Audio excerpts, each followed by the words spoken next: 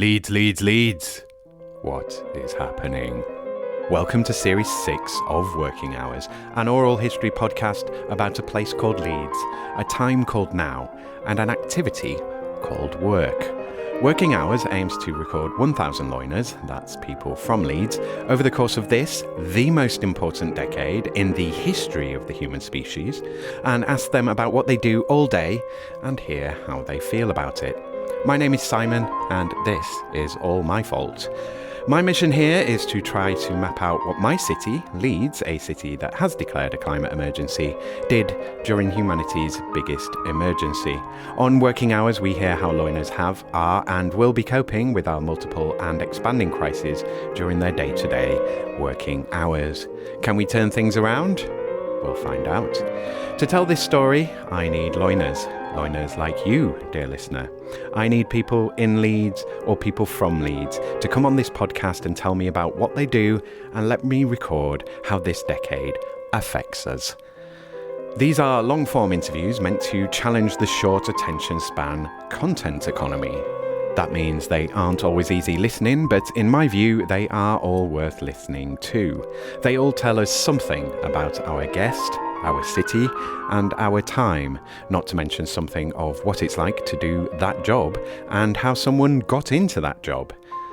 You're helping this project right now by being a listener, and I'd love for you to consider becoming a guest or a supporter of this project. Thank you for listening to this episode. What did you want to be when you grew up? Oh, that I think changed several times during the course of my childhood. But for a while, I wanted to be a physiotherapist, and I can't really remember why I changed my mind about that. But then I did, and then I wasn't really sure what I wanted to do. So at school, I really enjoyed science and how the body works and biology.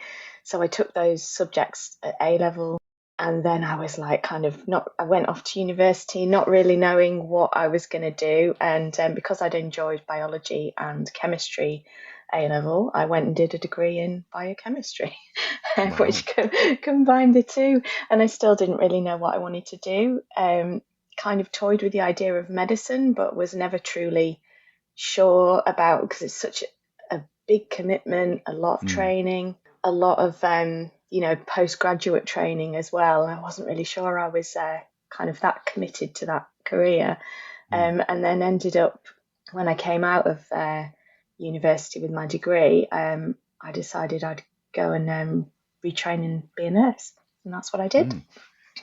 You're listening to Series 6, Episode 10, and to my guest, Kim Heslip. This is another Squadcast recording, recorded on the 25th of February, 2025. Hello, colleagues. Kim Heslip is the founder of Nest and Flourish Interiors, a Yorkshire-based interior design studio dedicated to creating inclusive, accessible spaces that enhance well-being, dignity, and independence. Following a 20-year career in nursing, including 15 years as a community nurse, Kim witnessed firsthand how thoroughly the designed environment can transform health and quality of life.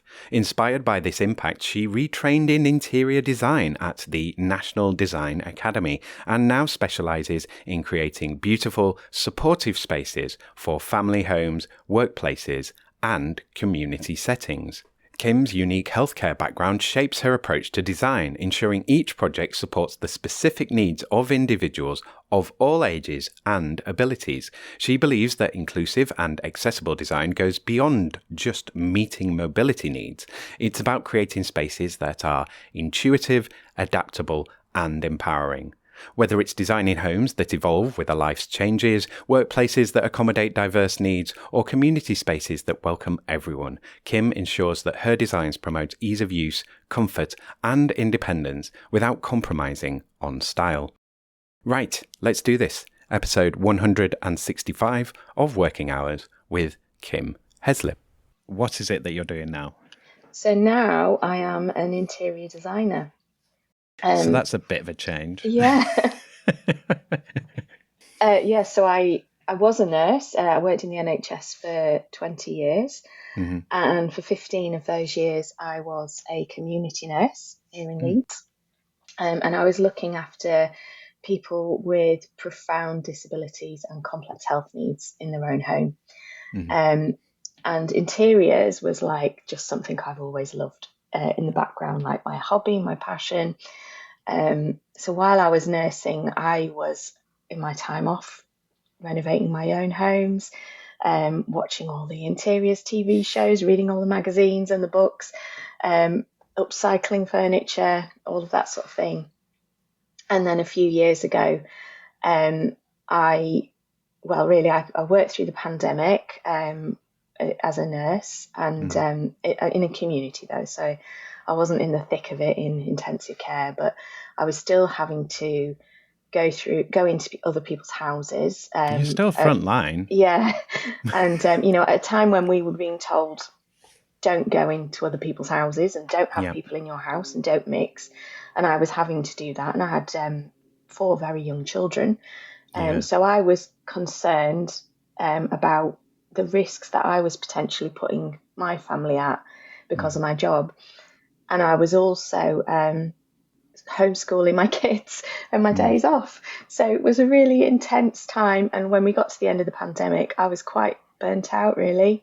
And combined with the way that the NHS is being squeezed, really, and the way that my job was changing, being asked to deliver more with less resources, it was just starting to take its toll on me, and I wasn't enjoying it. I didn't feel I could do the job that I'd once been able to do to the same standard that I wanted to be able to deliver. So I stepped back from nursing. That was in 2021. And at that point, I thought, I'm not, my youngest child had gone to school, so I didn't have any children at home anymore. And I thought, right, I'm going to take this opportunity to do something for me. And I'd always loved interiors, always thought, oh, wouldn't it be great to be an interior designer? So I retrained.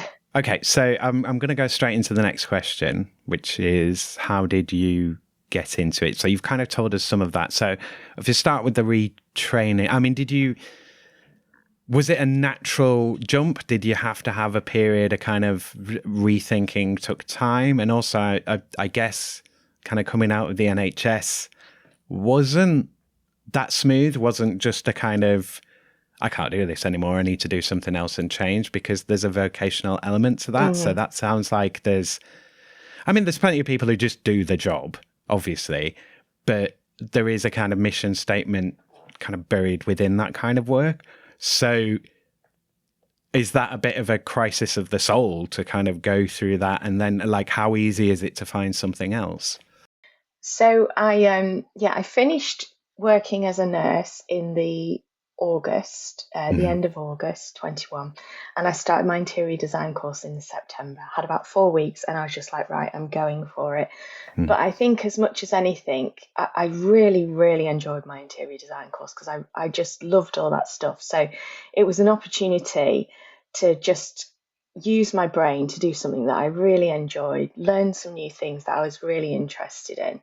But at that point, I wasn't there thinking I'm going to be an interior designer. I still had my nursing registration, so I wasn't completely committed to I'm not going to be a nurse anymore. I was basically having a break and seeing what happened. But I thoroughly enjoyed the interior design course. And after a while, I just thought, I don't think I'm going to go back to nursing. And then about 9 months after I left my job, I was due to re-register as a nurse, and every 3 years you have to do something called revalidation. So you have to do this big piece of work where you have to prove that you've worked enough hours, that you've kept yourself up to date with all the latest learning, and you have to produce a lot of evidence and then get that all signed off by a line manager. And because I didn't have a line manager because I wasn't employed anymore, and the person that had been my manager had since retired, so I couldn't even go back to her and say, I'll tell you, because I would have had enough hours. I'd worked enough hours in the 3 years beforehand. But yeah, it was just proving a bit difficult to re-register. And I just thought, why? My husband, effort for what? Yeah, my husband said to me, well, are you actually thinking that you're going to be a nurse? And I had a really long think, and I thought, I don't think there's any job in nursing that I would want to do now. So I came off the register at that point, but certainly sort of leaving the NHS, there was a lot of guilt involved because with people that work frontline NHS are usually naturally caring people, and you feel guilty about making it worse for your patients if you're not there, making it worse for your colleagues if you're not there, and just there's a sort of camaraderie about it as well, about being part of the NHS. And during the pandemic, we'd all been out clapping for the NHS, and I had to kind of come to terms with that. I'm not part of that anymore. But yeah, I did get my head around it. I sort of I felt guilty for a while, but then I thought, no, I've given them 20 years. I don't have anything to feel guilty about. No. So yeah, I came to terms with that, and then once I finished my interior design course, I started doing bits and pieces for people, and then the business kind of grew from there. So I would typically kind of go into this with a bunch of I'll say a bunch of stuff and say, was it like this? I'm not going to do that here. So what I want to ask you, because I've already got my prejudice of I've already built my narrative here. So what are the things that are hitting for you in that change? What boxes is it ticking for you, and what are the there might not be the obvious things, but what makes it better? What makes it better than the other job? I mean, it could just be a period of time. I've done that enough. I'm doing something else. But I get the feeling that now that you're doing it, you're starting to see those things that are this is really good. Doors opening and possibilities opening in new ways that you hadn't thought of from your previous career. Yes. So definitely having my own business, being my own boss, is a massive plus, especially as a mum. I'm in control of when I work, who I work with, when I can take a holiday, and that was something that was proving really difficult. I didn't have to work night shifts when I was a community nurse, but I had to work weekends, and just juggling everything with the children and school holidays and things was really difficult. So having my own, having control of my own diary is a massive, massive plus. And just being able to choose what I do so that I work with things that I enjoy. I take on the projects that light me up. But what I have actually found, since I started the journey as an interior designer, I've actually niched, and I'm using all of my nursing knowledge, and I specialise in inclusive and accessible spaces for people that have health needs and disabilities. So I'm bringing in all that knowledge that I learned from years of working in people's homes about accessible living. I've seen lots of things done well. I've seen lots of things done badly. I'm really passionate about inclusion. I'm really passionate that everybody deserves to have a home that makes them happy. And what I was seeing with people who were living with complex health needs is that we were bringing in this equipment and that equipment, and all of a sudden their home wasn't their own anymore. And we were turning them into mini hospitals, and that was having an effect on people. So I have this long-standing interest in the influence our environment has upon our health and well-being. So now I bring all that in, and I absolutely love what I do now. Yeah, I mean, I would have made the connection. I mean, it's obvious to me. It might not be obvious to everyone, but the connection between your health and your immediate environment, and whether that's just the cleanliness of a ward or an operating room, which needs to be as sterile as it can be to reduce the amount of bacteria, viruses, etc., all around where people are already carrying things or dealing with things and all of that kind of stuff. But like you say, in the home as well. And I'm glad you brought those things together, because it does seem obvious to me. So the other thing that I was thinking was the impact, the visible impact of this new role. You can see someone's health improve if you're in healthcare, but that takes a long time. And there aren't necessarily always clear indications of that, which is why we have bloods and tests and all these things to kind of go, oh, are you improving? But you do an interior, you've changed that space. You immediately see that, even if you just put a lamp in the corner, it's like, I can see the effects of my change. My assumption would be that that's a big draw as well. Like that you're now working in a field where it's like, I can see what I've done and I did it, and I can see immediately my work. I can see the reaction of people to my work and whether they liked it and whether they enjoyed it and so on.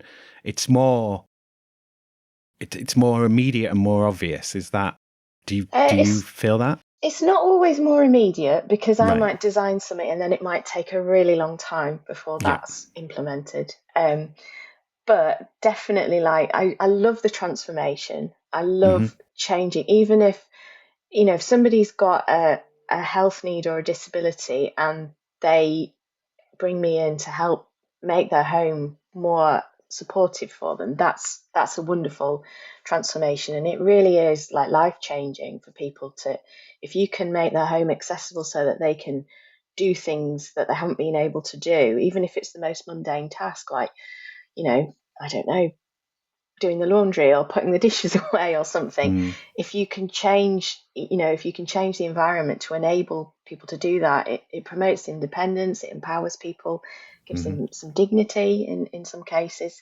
Yeah, but even if you don't have those sort of needs, I don't only work with people who have health needs and disabilities, but just changing the way people use their home, changing the way they feel about a certain room, it's really lovely. I've worked with people who have rooms that they just don't like them. It just brings them down because they don't really know how to use the space.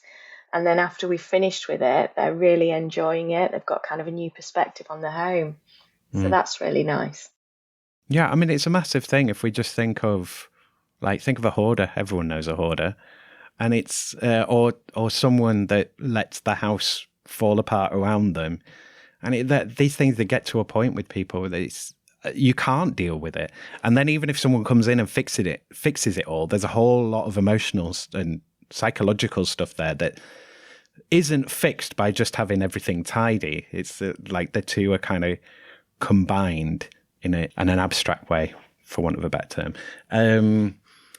So I'm going to go, there's like questions about design philosophy and how you deliver and things like that, but I think we'll come into that a bit later. I'm going to jump straight into the COVID question. So obviously there's a change of career in there for you. I mean, talk about whatever you want or whatever you feel you want to share from this period or not. But my main focus here, what I'd like to look at is how things were going in to the lockdown as we locked down and how things changed for you. And then coming out, wherever you place that, coming out the other side, what are the kind of things that changed for you permanently? Now, obviously, you changed career. But I would imagine going into lockdown, it was either work stayed the same or increased massively. It didn't drop off, I would imagine. Yeah, work stayed the same, really. Because I was a community nurse, so we had a caseload of people, so I wasn't particularly getting loads more people on the caseload because of COVID. And because we worked with people who had long-term conditions, the caseload kind of stayed as it is, but those people were very vulnerable. So we had to be really careful. But yeah, work generally stayed the same, other than we started before lockdown. We used to always have to go into the office. We worked from a health centre. We always had to go into the office, and if ever you wanted to work from home, it was almost frowned upon. And I might have had visits on my diary that were really near to my home, and it would make more sense for me to work from home, go and do those visits, rather than spend all the time driving into the office or drive out again. I'm charging that mileage back to work, and obviously the time involved in that as well. But it seemed to be frowned upon, and you almost had to get special permission to be able to do it. There almost seemed to be this kind of idea that if you were working at home, you were skiving. Yeah, you So wouldn't do nobody it. wanted you to do it. Yeah, because And you can't be then, trusted to be unsupervised, can you? You know, even though you're a professional who's done years of study to do this very job, we yeah, couldn't possibly trust you to do it. no. So, and also we had every morning we had a team meeting where we would just run through the diary, look at what everybody had in their diaries, make sure all the visits were covered. If any new referrals or requests had come in overnight, we'd make sure that people were dealing with that. So everybody, you always had to go into the office as far as possible to be at that meeting, and it was frowned upon if you didn't. Whereas COVID changed because we started using Teams, and we were all told to work at home. We weren't allowed to go and work together in the office. We changed the way we were working, so we would have one person going in to man the phones and deal with any telephone inquiries, and then other people would be out and about. And yeah, we'd be working remotely, which then once we came out of lockdown, we carried on doing because it just made more sense. It saved time, it saved on mileage, and we could fit more into our diaries because we weren't driving back and forth to base all the time. So that changed.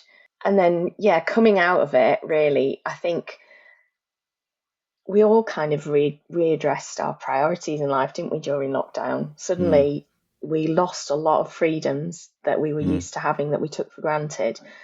So it made us all think, I felt incredibly lucky to have a home with a garden that I could go outside. Where I live, I can walk to open countryside quite quickly. So I felt really, really lucky that although we were only allowed out for one walk a day, I could be walking through woods and fields. Not everybody had that. So it did make me really appreciate what I had. And I think it just also made you think, what do I want to do with my life? So that's kind of where I really started to think about, do I want to be a nurse forever? Do I want to carry on doing this? So I haven't really explored this with anyone. But I mean, in terms of going into work, so just talking about, how your world was shrunk massively during lockdown. How did it feel? I mean, obviously you're coming back to, was work like an escape at that point? Because you're in a position where you are going out and you're still doing your job. Like, how did that feel like you were, how did that feel? Because I mean, you could feel put upon, you could feel like more freedom from it. And I guess it's probably a mix, but yeah, what was the kind of feeling? Initially, I was worried about the risks to my family of me going out and about. But actually, once you got used to that, you kind of were all right with it. We were, we had all the PPE and masks and aprons and gloves, and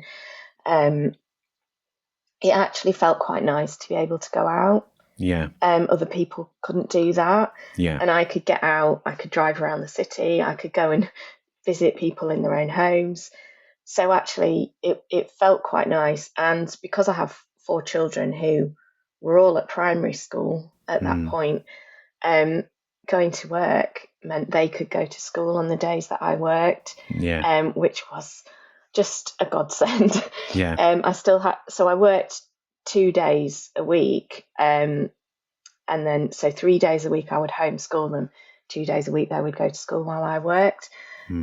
So yeah, it was nice to not have to do that as well, because it was a little bit crazy on the days off. I'd just be racing around the house trying to, like some sort of IT technician going, are you online? And then I'd think like, you'd be like, right, lessons have started, everyone's going to be sorted for an hour.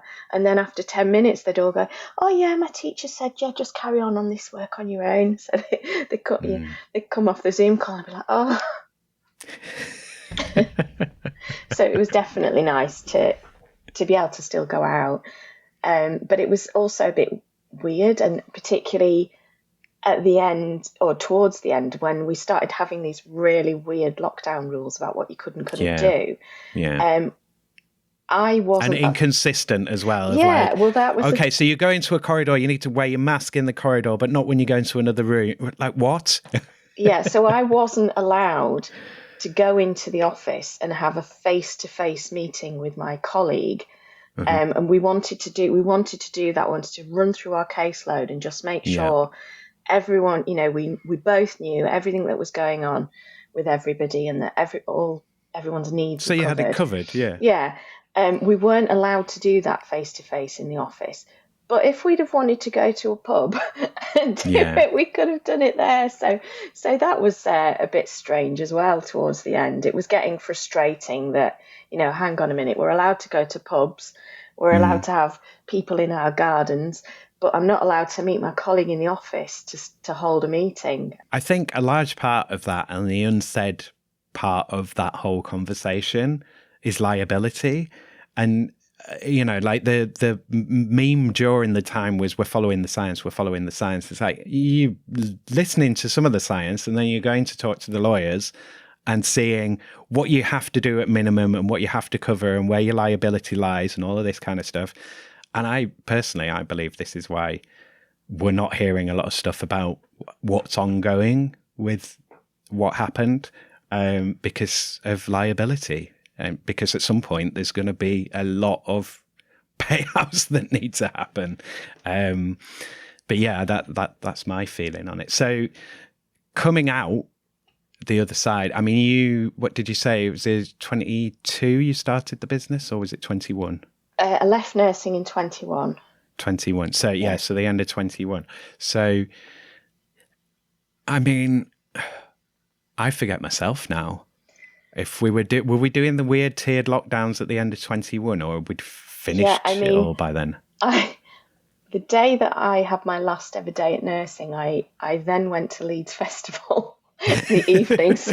So we were kind of out of lockdown, but I think we still had a few weird rules, or we were only just mixing, and then I can't really remember now. Did we? We might have had, because we had a few times where we had freedom, and then we had to stop again. Yeah. So, and I think, maybe that summer we had some freedom, and then when it got to winter, it locked down again. Maybe. I can't remember.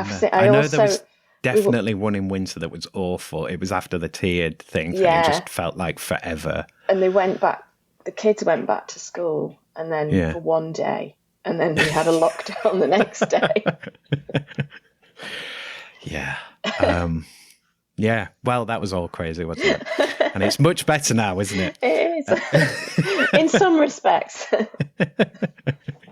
So, right. So we'll do Brexit quickly. I don't think, well, this might have had an effect in your new role, depending on what kind of supplies you're getting. But so we Brexited in 21, so around about the same time as this, so it can be difficult to pull apart sometimes. Did Brexit, or has Brexit changed anything for you work-wise? Is there anything that you've noticed that's like, oh, that was different before Brexit? Because I changed career, it's not particularly something I've noticed, but just what I'm hearing from trades and from other designers is that things are taking a lot longer than they used to do, and getting supplies takes a lot longer, and lead times on things are longer in general. But it's not something that I personally experienced because I had a complete career change. I mean, when you're... So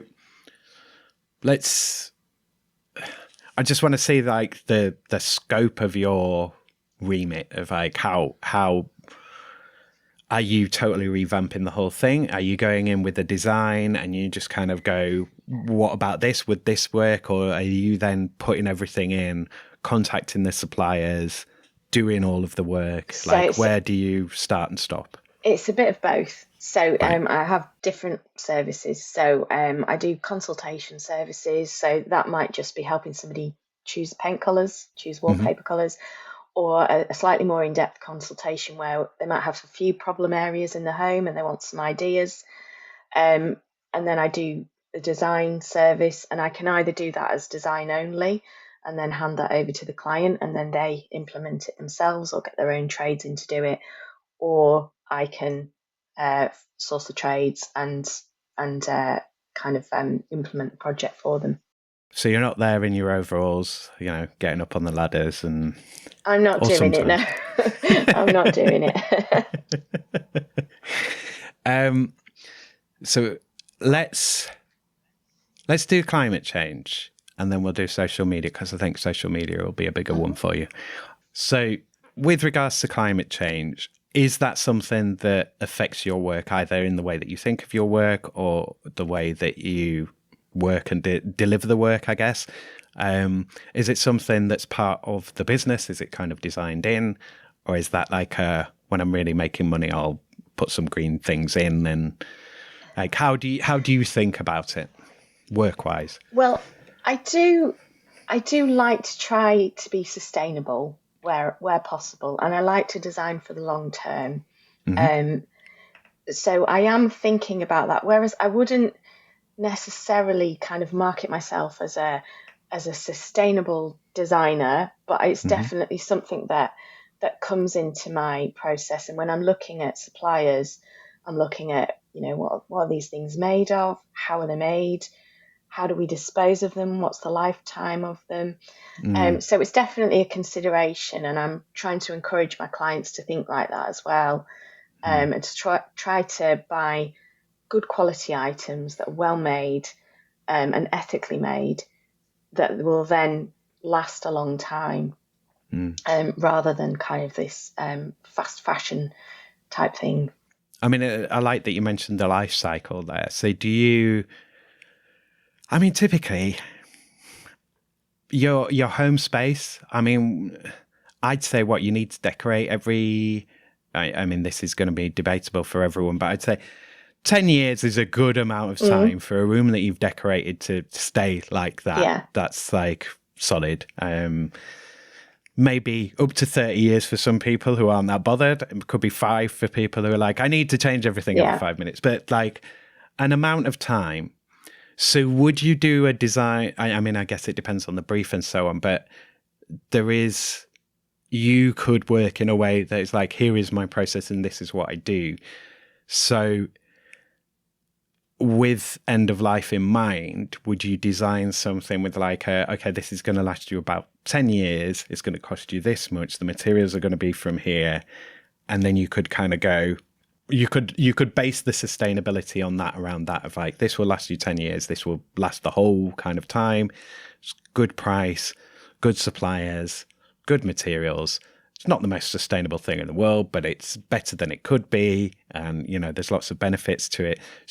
Is there any of that process, or is it very much, do you go more off the customer?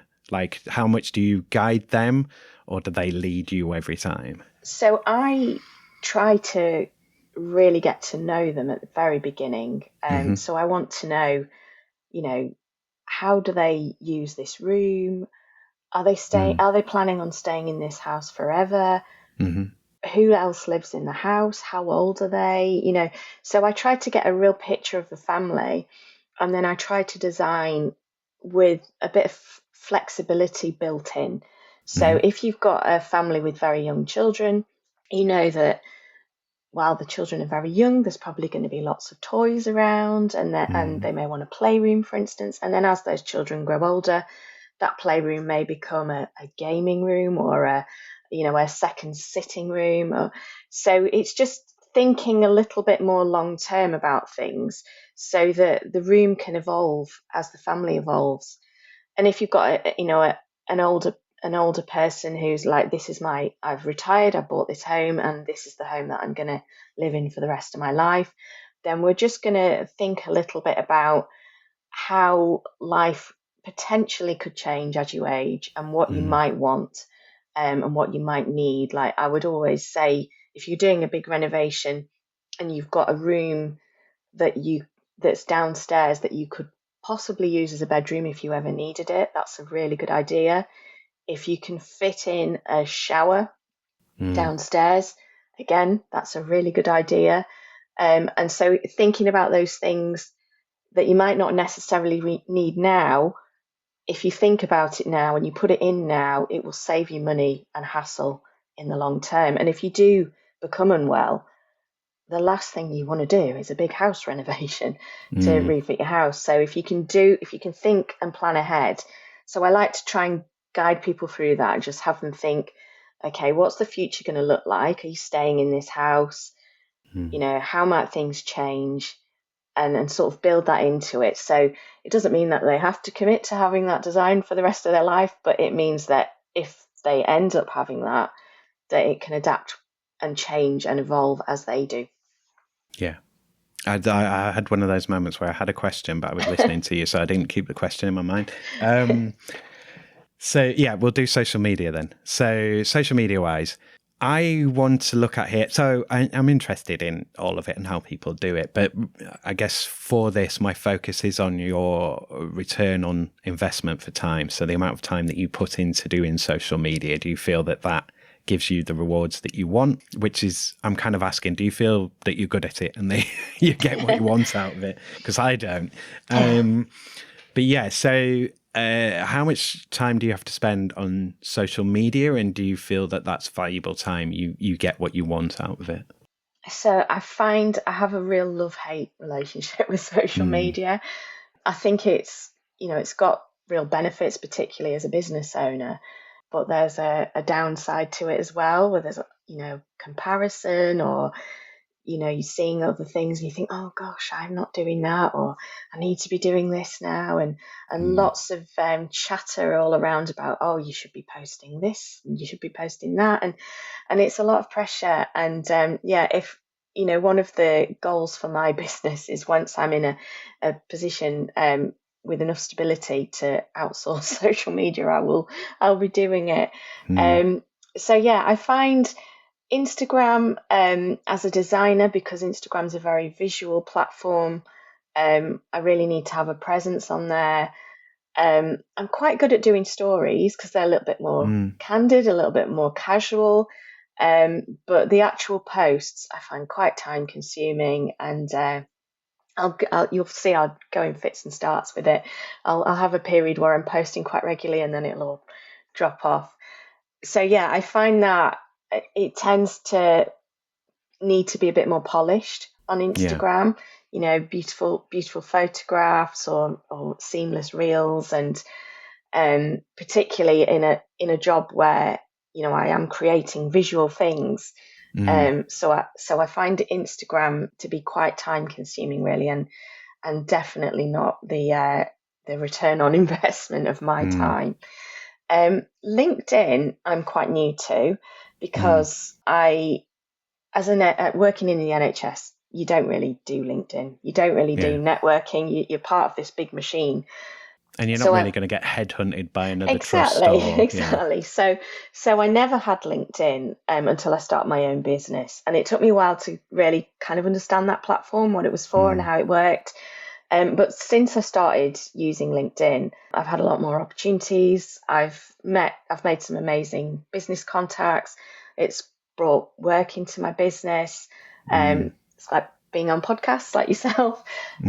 So I do quite like LinkedIn. And somebody said to me early on, you need to be on LinkedIn. That's where the money is. And so I do think the return on investment for LinkedIn is probably a bit more on a par, because I don't spend as much time on it, and I do post, but it tends to be a little bit more like my Instagram stories, like, oh, today I did this. It's not that kind of really polished, although if I have a photo shoot of some work that I finished design, I would still be sharing it on LinkedIn. But I find that the pressure to be sort of perfect and polished seems to be less so on LinkedIn than on Instagram. Yeah, I think that's a really good point, actually, that deserves further examination. But yeah, I would agree with that. And I think it's a really big area, this whole sort of, that we've developed as a culture, this kind of, no, I didn't do anything wrong. I didn't make a mistake. I couldn't possibly make a mistake. And again, we saw a lot of that in COVID as well. And this sort of, you can't be fallible, you can't be wrong, you can't be. But then LinkedIn, the professional social media, the work social media, is like, yeah, you make mistakes, you do things wrong, you mess it up. We're messing up all the time. It's always messed up. And then you learn from that and then you get better. It's like, well, that makes more sense to me.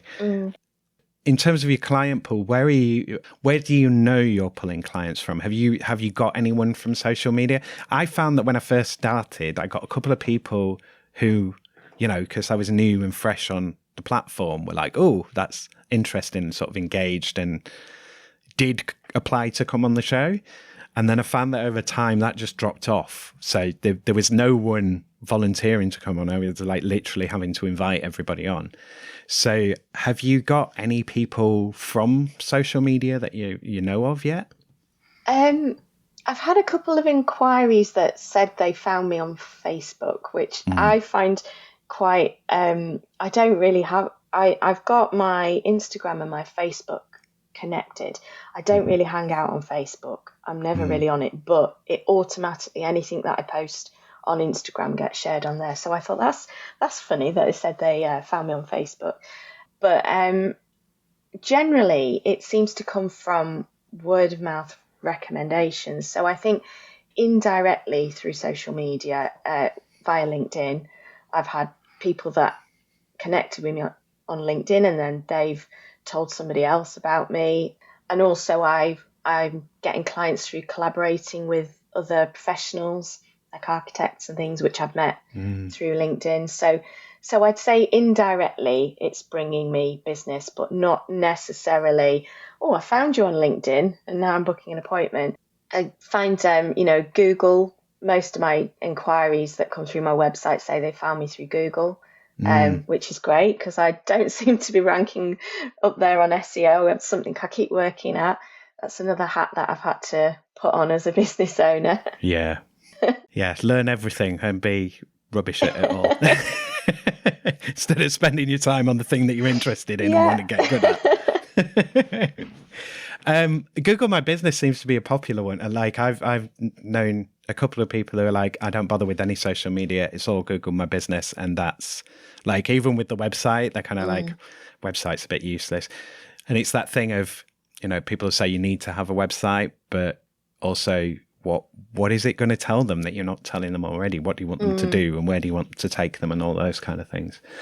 Yeah, and I guess are you trying to build connections with construction companies and decorating firms and stuff in the city? What's your? I'm always looking for good, reliable tradespeople.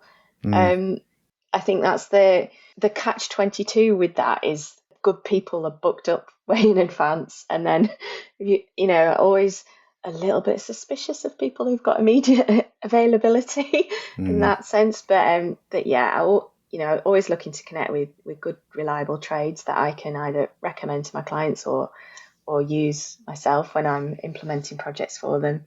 And yeah, other professionals that work like architects and people that do technical drawings and all of that.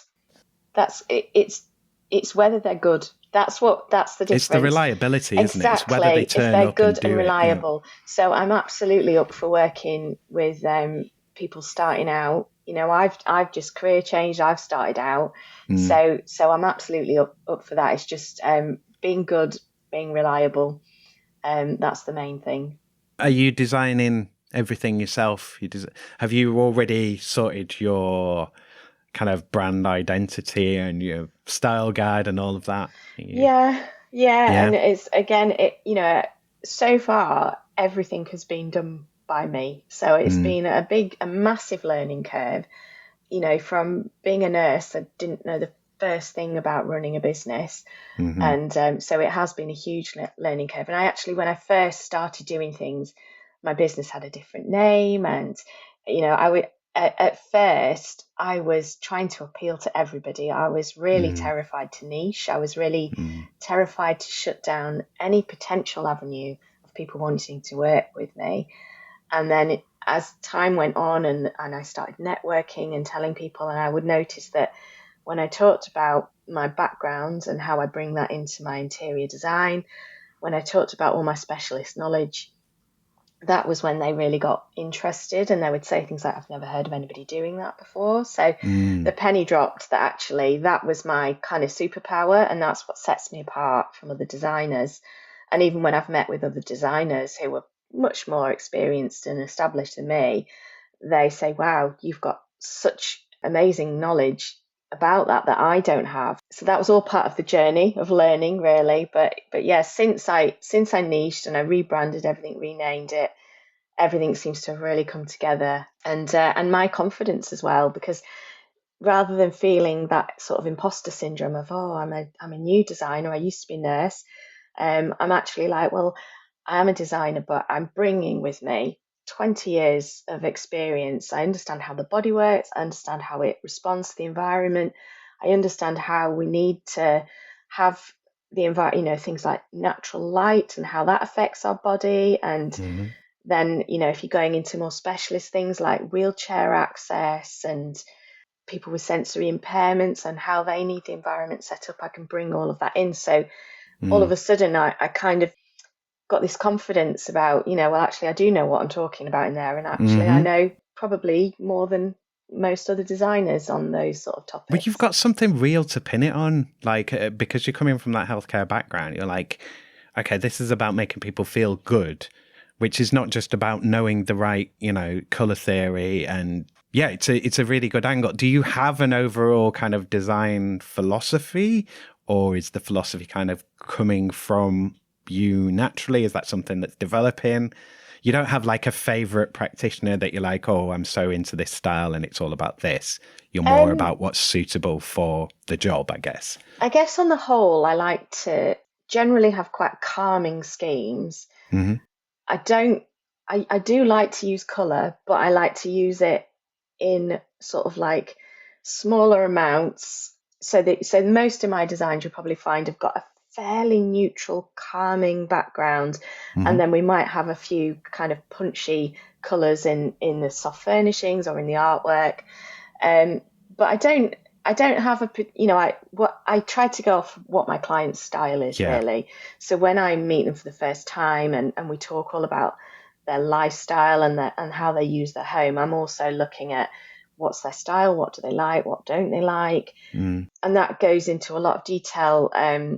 Like certain things might be sort of triggering or cause discomfort for people, certain textures they might not like.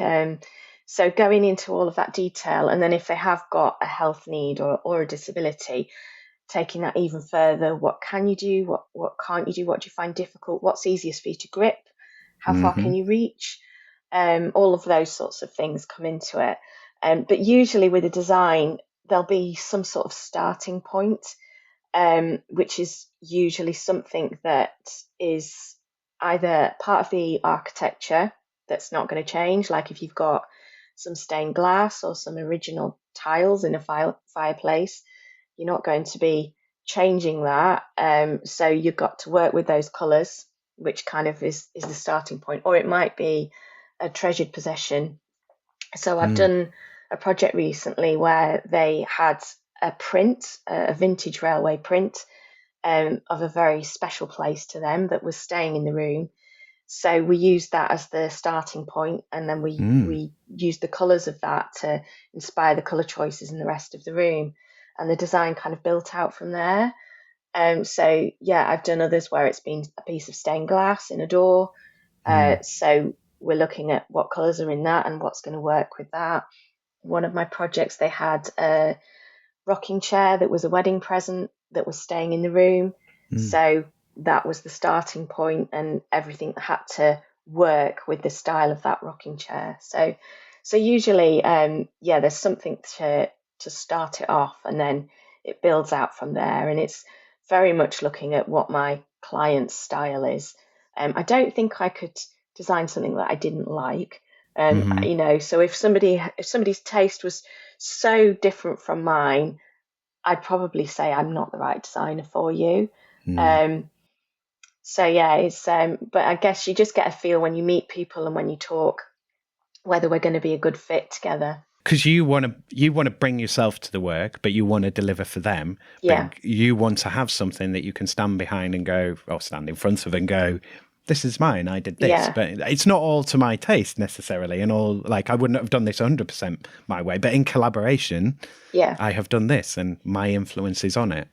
Yeah, so the asset back thing I think is really interesting as well, because there is a kind of modern thinking in that, and I think it should be something that's expanded. You know, like with CICs, community interest corporations, they have like an asset lock, and the idea of building something around a particular asset, and I think that's what we need to do. And I think you know the good examples that you see in Leeds is where it's happened. Something like Oakwood Clock, where you've got, like, Oakwood's more of a thing now, and Chapel Allerton's a thing, and to a degree it's built around a few shops there and a few other things, and same with Headingley. But like these areas, it's taking something that's already there and making a feature of it, and you know, showing that it's valuable, but adding to that value by accumulating other things around it that complement it and feed into it, allow it to sustain, and allow that asset to sustain the other things. I mean, it makes me think of, in terms of people in the construction industry that I've talked to. So I talked to Kevin from Pure House. Have you come across Pure House? Who build passive houses? And as well with the health implications there. I mean, the air exchange in a passive house is much better, so the air circulation's better and so on. Do you deal with heating, insulation, and also cooling? I mean, I know we've kind of done the climate change question, but does that come in at all? Has anyone really asked about that yet? So I know that the latest building regulations, if you were looking at putting an extension on your house, there are rules around how much glass you can have compared to how much square or cubic meterage of space there is. So it is a consideration, and I think that sometimes people think, oh yeah, that'll be wonderful. I want, you know, all the bifold doors across. I want roof lights. And then you kind of like, okay, well, what you're creating there is almost like a greenhouse. And that's going to be really, really hot in the summer and really, really cold in the winter. So there is that, you know, that awareness that I've got that I just get people to think about that. But I'm not, you know, an expert in building regs. It's certainly something that I would have people think about, but it's not an area of expertise. I would be then going to like a heating or insulation expert and saying, look, but definitely, you know, we want to get the bones of the building right. It's all very well making it look beautiful, but if you're freezing cold or too hot, or you know, you can't, you know, you've got a silly shaped window that you can't put a blind on or whatever, you know, there's lots of considerations that I try to get people to think about, really, the kind of non-glamorous side of interior design of like, right, let's think about your heating, let's think about your insulation, let's think about, you know, all these kind of things that cost a lot of money and don't necessarily have a huge impact on the aesthetics, but they will have a huge impact on your bills, your comfort, and the way that you use your home. Before I move on to other questions, I want to ask you about the housing stock. Obviously, this is just opinion. I'm not, you know, but this is an area that you're working in. You're going into people's homes. You're seeing how people live and like the buildings that we live in. What do you? I suppose I'm reaching towards like, do you think everything needs to be upgraded? If I'm being honest, but I kind of want, I don't know how to formulate the question, but I want to get your opinion on kind of like, are the houses up to scratch? Are they solid enough? Do we need an upgrade of most of the buildings? Because I also, like, a large part of this is we've built these structures in a different world to the one that we're now living in. Is it just a matter of upgrading what we've got? Can everything kind of be upgraded and made more useful? I'm reaching for this question. I'm really reaching. Yeah, I think it's kind of a balance, I think, because we've got some beautiful historical buildings around our country, and not all of them are kind of up to standard. If you think about accessibility and inclusion, kind of my areas of expertise, but then it would be a shame to go, let's demolish everything, make everything new build. That there's a charm about historical buildings and that history that you just can't create. So I think it's a little bit of both. I think there are some houses that have just, I'm thinking maybe some rows of terraces that back have to just backs really, really gone downhill, and that maybe the area isn't great, and by regenerating and rebuilding, it creates a nicer environment, and then that just tends to be the catalyst for improving the area, because people feel, people are living in a nicer place, there's more green space, people feel better about it, people respect the environment a bit more and want to keep it nice. So I think there's definitely room for regeneration. I think it really has to be kind of on a case by case thing, but I think there's a lot of people living in really poor quality housing, and I think people who are the poorest people in our society, or who have maybe come over, as refugees, and they're trapped basically, and they haven't really got anywhere else they can go, and they're living in houses that aren't very nice. Or you hear about people who have young families and they're living in moldy houses that are causing respiratory problems with their children, and they're stuck. And I think that's awful, and I think that definitely things need to be done about that. Whether that's demolishing everything and rebuilding, or but I think certainly, we all know that you can restore properties. It's been done many times. So I guess it always comes down to cost, doesn't it? What's the most cost effective thing to do? But there's also a future thinking there, which you're already engaging in, because, like through your design, you're going, well, in a few years, this might change, that might change. Would you want, should you be considering this now? Should this be part of your design? These buildings were built with no idea of when they should end, what happens when they're ended. And as well, I think part of that is because we do have these houses that are hundreds of years old and so on. They are very characterful. They can be beautiful buildings. And it is a matter of, investment. Yeah, but that's never it never seems to be part of the conversation. It's just like build more. Not how we build them doesn't matter, where we build them doesn't matter, like how long they're going to last, who they're for. None of these things matter. Just build them. Yeah. And it seems very unthought through. So I think you're adding some thought to a conversation that desperately needs some thinking in it. I think that so one of the latest research is showing that there's increased demand for accessible housing, and that's from people from the non-disabled population as well, because when you have adaptations that are designed to make things more accessible, actually, you find that they benefit everybody. Like we all like a nice, smooth, level floor. We all like level access across the threshold. We all like nice, big, wide doorways that are easy to open. So there is, real appeal there in having accessible properties. And that's one of the things that when I'm talking about people about designing for the future, or even just designing for now, even if they're not going to live in this house forever, if you put double doors in or have wider doorways, that's just going to increase the appeal and the marketability when you do come to sell. But it's very difficult to retrofit that into some of these older buildings. But that's not to say there aren't solutions out there.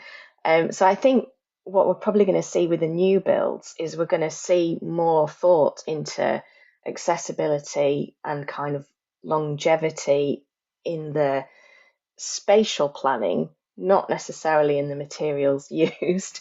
But I think, I'm not hugely up on my history, but I think that the Victorians, they just had so much money, and for various probably rather unethical reasons that they had so much money, but they if they built a building, it could be some sort of pump house or something, but they made it so beautiful and ornate, and the materials they used. I mean, I guess there's an element of that they use the materials that they had, and they don't have all these sort of lightweight and easily fastly produced construction materials that we have today. But I think, these older buildings were kind of built really solidly and built to last. But then we have other issues with them, don't we, like damp and things now. But yeah, I think it would, and I agree with you, it would be a massive shame to lose all the terraces. I think there's parts of the city and parts of every city that are really characterised by their architecture, and they're part of it. And there's some really thriving communities there. So it's all about balance, isn't it? I'm just glad I don't have to make the decisions on that. Well, yeah, there's huge benefit to not being in charge, isn't there? Of like, I can say anything, but I don't have to do it. So, yeah, one of my favourite views in the city is sort of coming along North Street and looking over Hare Hills and St Gemma's and not St Gemma's, St James's and the mosque, and like it's just an incredible. To me, it feels uniquely Leeds. It's like, yeah. And the opposite side, coming down Scott Hall Road into town and seeing the high rises now. There was something else in this area that I wanted to touch on.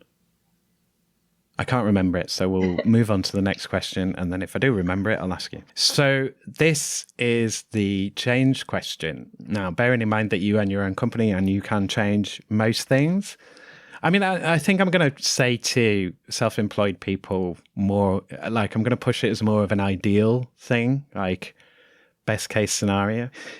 So if you could change any 3 things about your work, what would you change?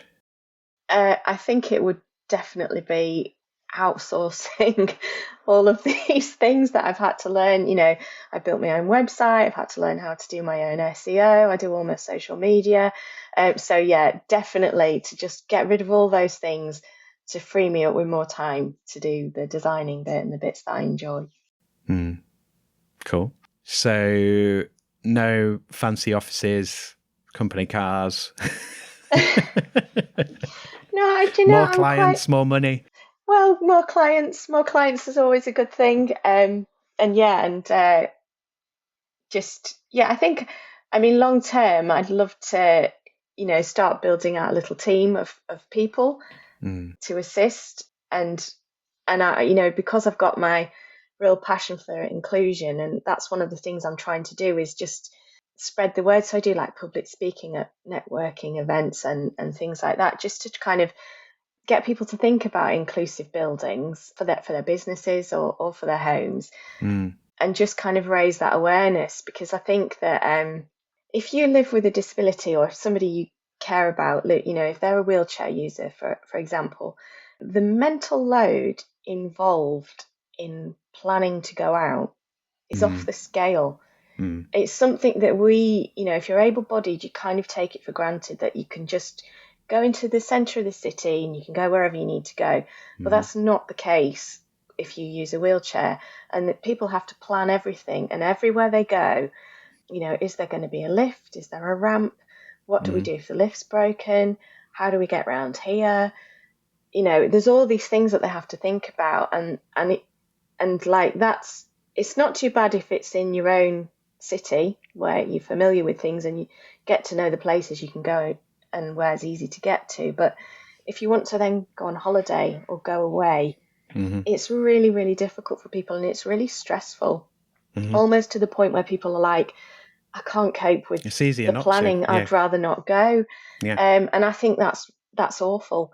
So I'd really like to see more inclusive public spaces, and I think we're getting there. And obviously, we are a very historical country. We've got lots of historical buildings that weren't designed for that, and I'm not saying that we need to get rid of all those things, but I think just going forward, just having everything as a standard to be more inclusive is what I'd love to see, so that it's easier for people. So I'd love to kind of have my little team of people that I could start passing on my expertise to then roll it out further. That was the thing that I was trying to remember. So I worked in a part of the NHS, and there's, I won't say where, and as part of the training, like, you know, you're on board in induction training and stuff, there was the video on disabilities and so on. And they said something in there that's really stuck with me. And I think it's bang on. It's if you get it right for disabled people, you've got it right for everyone.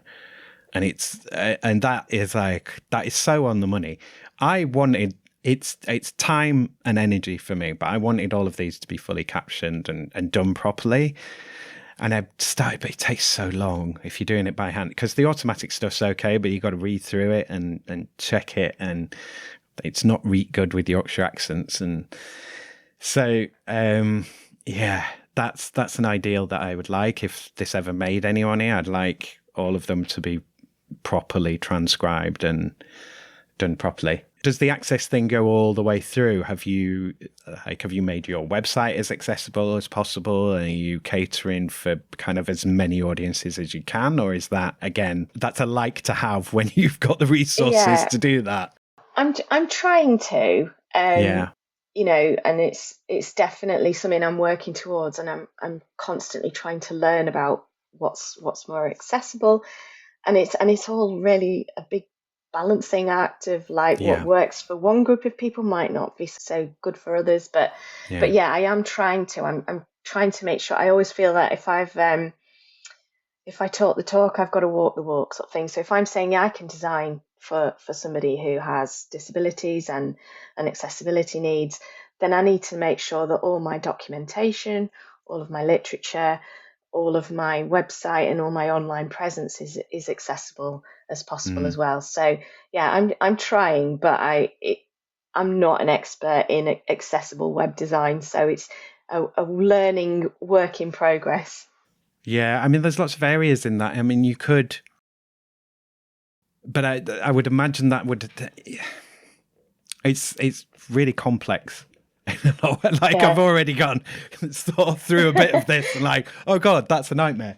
Because if you were trying to, like, if you expanded, if this, you know, really takes off and it's like there's huge demand for this in various areas, you've then got to, like, if you're staying in the area of the accessibility and focusing really hard on that and doing it at a kind of mission level, you're going to be like, you're going to have to deal with hard to reach communities and vulnerable people in hard to reach communities, which means that you're going to have to, you'd have to expand into like alternative language offers and things like that. Well, I think, but that's a commission thing, I think, down the road. That's someone, you would need like an agent, you need an intermediate, I think, for something like that. So with that, when I get a new inquiry, I'm asking people, you know, have you got any accessible needs that I need to know about? What's your preferred method of communication? You know, I try and find these things out so that I can tailor stuff. So rather than going, everything I produce is fully accessible to everyone, which I don't think is even possible.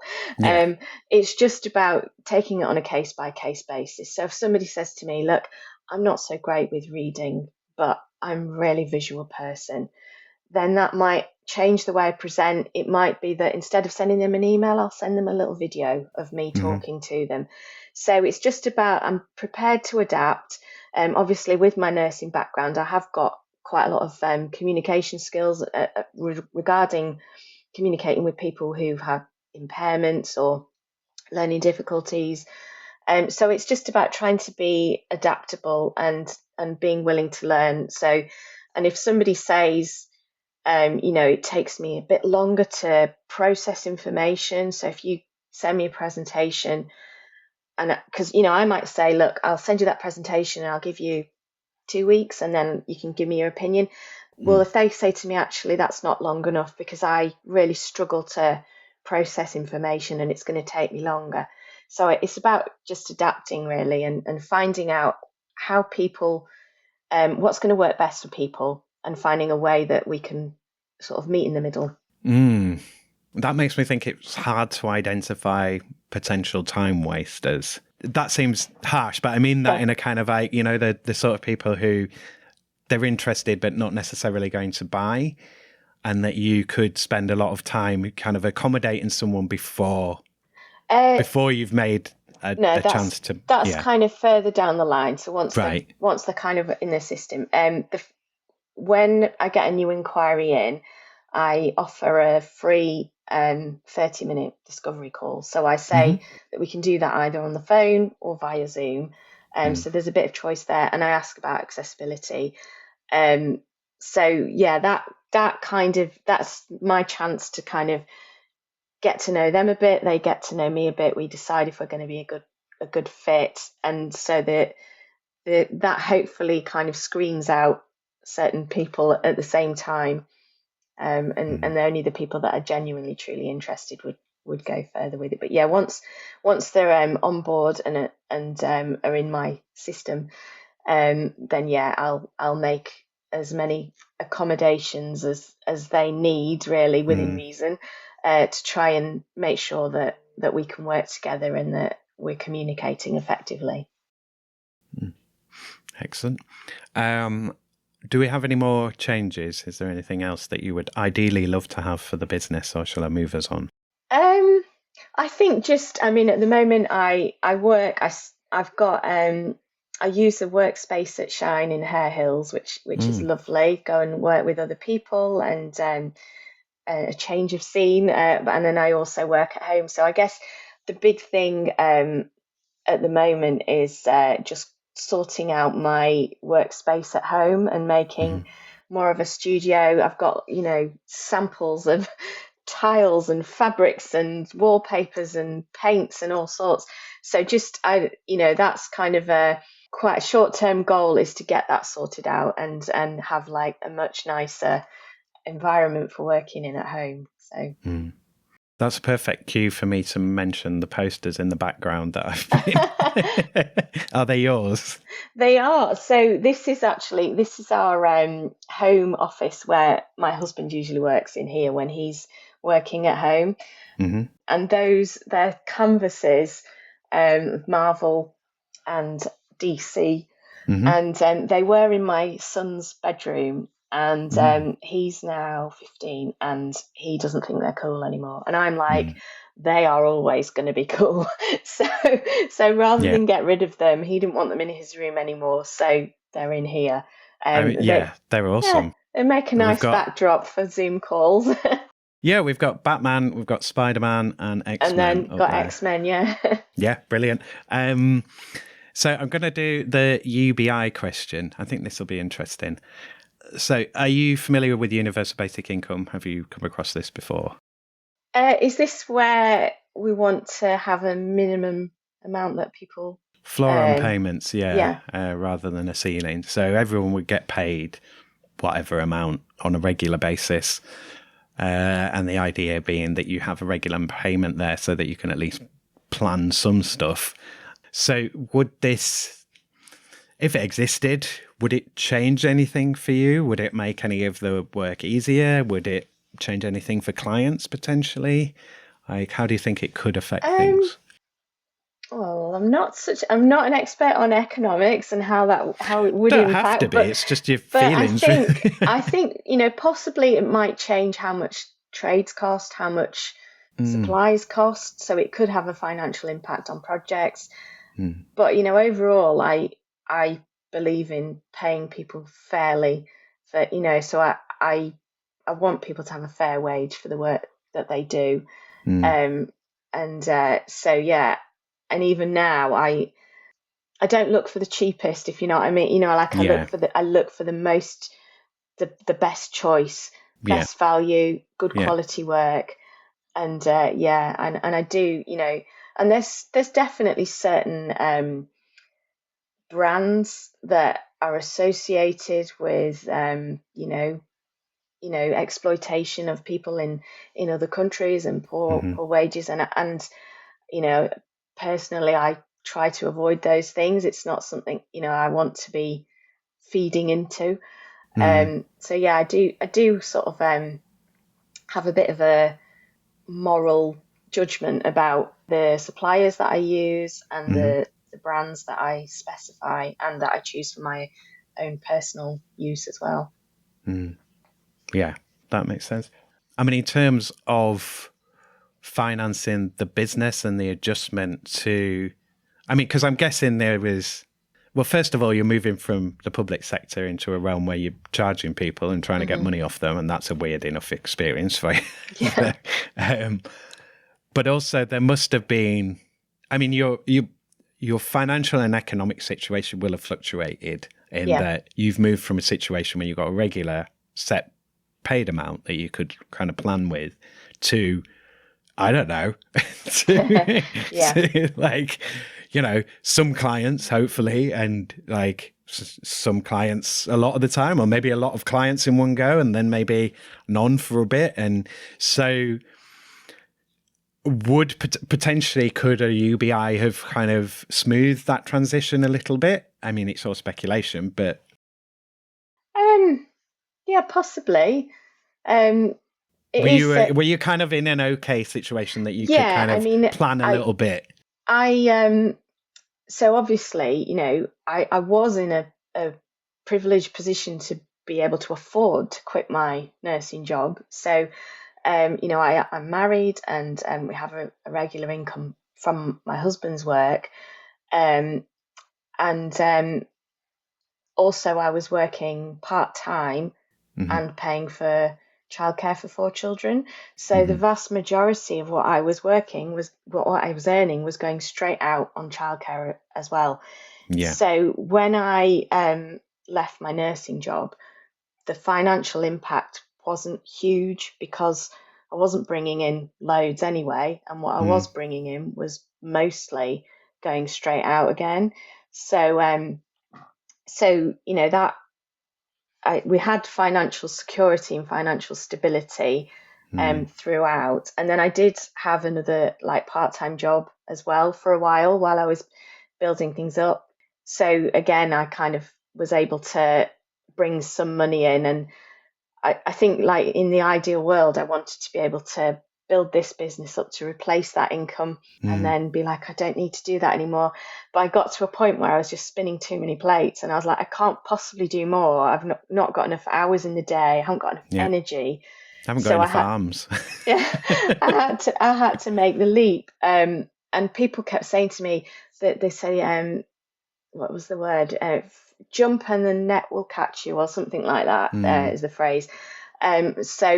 And people said, you know, once you make that leap, you'll find that the work comes because you've got more time and energy. But it was a brave move to do it, but I did. So at the beginning of the tax year last year, so sort of April or May, whenever the tax year starts, 2024, I went. Yeah, that messes things up going self-employed, doesn't it? Because you think like the tax year starts in April, and then they tell you you've got to file in February, and you're like, what? Oh. Hang on.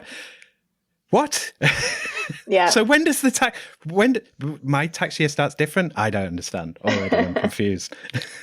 But yeah, so from April 2024, I've been full time in this business, and it just freed up so much headspace and time and energy for me to really drive this forward. And so yeah, it's been a lot of hard work, but it's all really coming together now. So yeah, it's the finances. I've been able to ride the storms, but yeah, I'm getting into a situation where it's a bit more stable now, a bit more regular. You said then about, you know, you're working basically to pay for childcare. So I mean, it's not the same, but before I left London, I'm just working to pay rent here, and there's no value in that. Do you know what I mean? I mean, it's for your kids, you're doing something good, but there comes a point where the moral greatness of what you're doing it's not enough. Like you exist and you're important as well, and you need sustenance, you need, you know, things for yourself. So that change, I mean, that sounds like that was a slowly evolving process that it ultimately came about. You know, it ultimately became like, I'm just doing this to pay for that kind of thing. But I know it's not purely that, but that, you know, the fact that you said that is. Yeah, I think when I So when I went back to work after my fourth child, and I had four children in 5 years. Wow. So I kind of had a few, I was in and out of work on maternity leave for a few years. And yeah, when I first went back, I was earning practically, just a couple of £100 from, so, but I was getting out of the house. I was getting to be with my colleagues. I was getting Yeah. to have my nurse hat on instead of my mum hat. So there were lots of benefits to me going back to work. And I always think that your time away from your children is as valuable as your time with them. For me, I just need that space, and then that makes me, a bit more patient and a bit more, a bit more energy for when I am with them. So going back to work, it wasn't just about the money, it was about kind of what that gave me. Um, and also because as children grow up, they don't need as much childcare. So it was something that I knew that in the long term, that childcare bill would go down, and so I would have more wages. But yeah, then when I got to a point where I was really, really burnt out and drained and not enjoying what I was doing anymore, it just wasn't worth it. What's the Really point? wasn't Yeah. worth it. So it made that decision to leave easier. And arguably, if I'd have been full time, if I didn't have childcare bills to pay for, maybe I wouldn't have done it, because it would have been a bigger jump. It seems like, I mean, maybe this is just because you're at the point and you're looking back, but it seems like it was the best choice. It was really a great idea, and it was something that you need to do, and that it's opened up all of these possibilities for you. Yeah, is that kind of the case? Does that feel Yeah, the case at the moment? Yeah. definitely. I mean, I don't regret being a nurse. I had an No. amazing career. But it was time to move on, and I'm really happy to have got this kind of new career now, and the fact that I'm still using some of my nursing knowledge within that to do something that not a lot of people can do, really, Mm. it is really nice. So yeah, I'm kind of I'm really glad that, I don't look back. I certainly don't think I'll ever go back to being a nurse. I think that would be, it's highly unlikely to happen. Um, but yeah, it's when you're the thing with the NHS, which, it's that it's really, really struggling at the moment, and I really feel for the staff that are there, because Mm. most people that work for the NHS they want to do a good job, they want to help people, and they're trying their best in really, really difficult circumstances. And they don't Mm. like the fact that people are waiting to be seen. They don't like the fact that an ambulance can't get out there in time or whatever, but they're just caught in amongst an awful situation, really. Mm. But the NHS is being propped up massively by the goodwill of its staff, because Mm-hmm. people stay later to help their colleagues, to help the Mm. patients, to make sure people aren't being left in awful situations. Mm-hmm. And it's not getting, people aren't getting paid for that, people aren't getting recognised for that, and it's almost becoming expected of people. And if Mm-hmm. everybody that worked for the NHS just worked their hours and then walked out the door, I dread to think, really, what would be happening. But Well, I think we'll see. I think we'll see in the next few years when it's gone. Like, but yeah, yeah. I had something else that I was going to ask you about there. I can't remember. If it comes back to me, I'll ask you. So this is the point in the show where I throw it over to you to talk about anything that you might want to talk about. So I'll give you a minute to have a quick think. But while you're thinking of that, I'm also going to ask you to give your socials. So where can people find you and work with you? so I'm on Instagram at Nest and Flourish. So it's at Nest_and_Flourish. I'm on LinkedIn. You'll just find me as Kim Heslip on LinkedIn. And my website is www.nestandflourish.co.uk. Mm-hmm. So yeah, if anybody wants help redesigning their home, or office space or breakout areas for staff.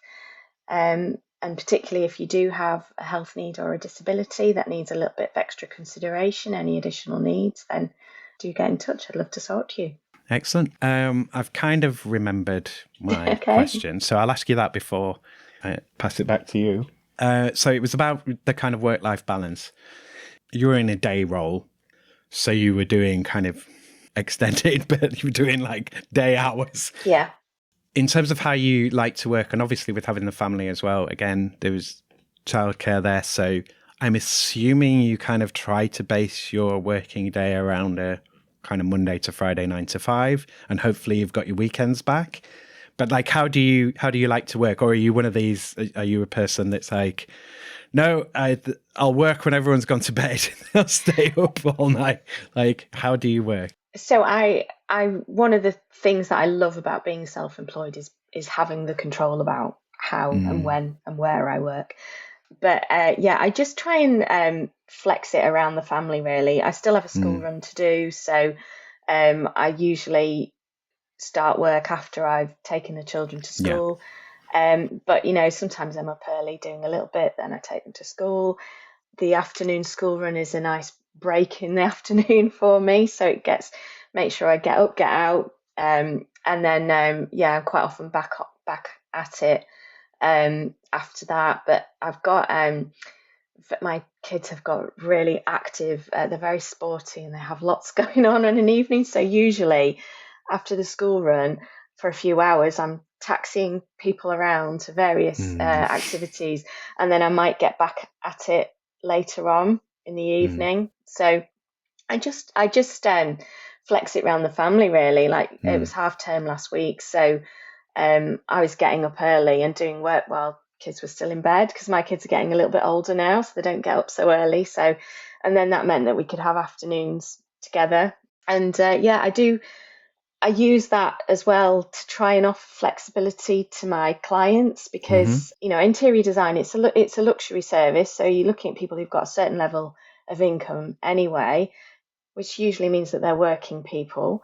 And they haven't got the time to do it themselves, so they want to employ somebody to do it for them. So me saying, oh yeah, well, I can meet you on a Tuesday at 11 a.m.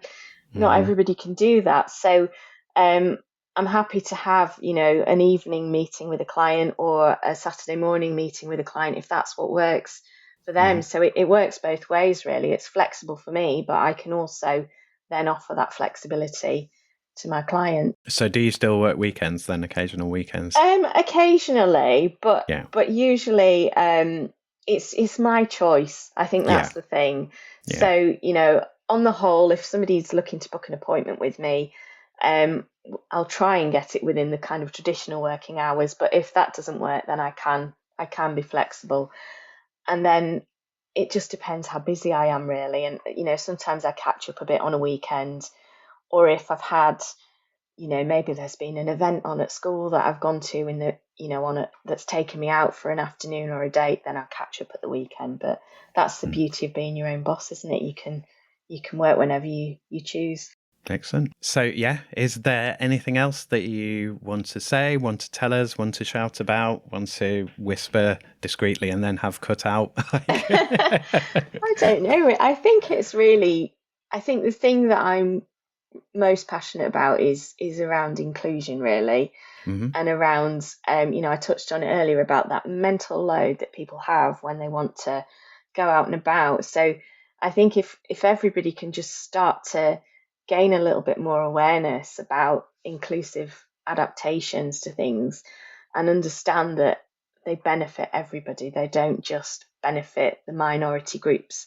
And like you said earlier, if you can get things right for disabled people, then you can get things right for everybody. But it goes more than that. It's not just about everybody will be able to use it. It will actually be better for everybody. It actually really enhances spaces when you make them inclusive.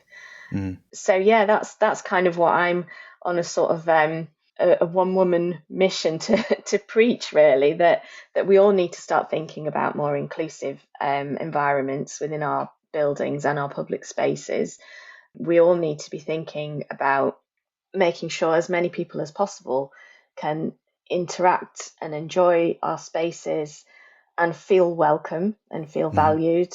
So yeah, that's my rant really. That's what I want to see happen. I think there's just a lot of things that happen because of lack of awareness. There's a children's play area local to me, and it had a roundabout in it that was, I don't think people realise, but it was a wheelchair accessible roundabout, level access. You could roll a wheelchair onto it. And also there was a little bench so children could climb on and sit on it as well. And it kept getting stuck. Stones, I think, and gravel were getting stuck in the mechanism, so it wasn't getting stuck. So they replaced it with another toy, a piece of play equipment that's not wheelchair accessible. I don't think anybody did that with any knowledge of like, oh, that's an accessible roundabout, and now we've chosen one that's not. It's that ignorance, that lack of awareness. And I think that if we all have more awareness about that, and we all think, okay, why is this like this? Who can use it? And then again, with the choice of the new one, who's going to be able to use this? I think it's just things like that a lot of things are done without thought from people because they don't have the awareness. So we need more awareness around accessibility and inclusion so that it becomes something that we all think of. I'm trained to think in a certain way because of years of working in the job that I do, working with people, understanding their lives, how things affected their lives.